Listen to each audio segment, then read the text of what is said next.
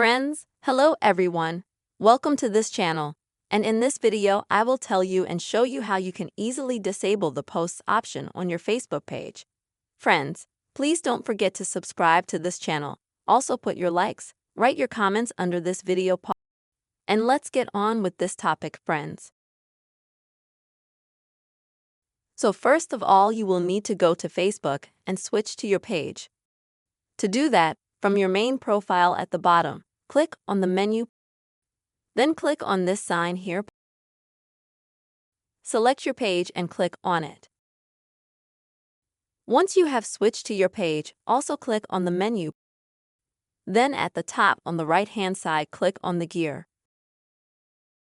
Now you'll need to scroll down a little bit in the settings and find this option called How People Find You and Contact You. And when you open it up, there's a message section here, as you can see. And you'll be able to customize whether or not people can post to your page. And if you have that active, just like I do, it's active, basically, on all pages by default.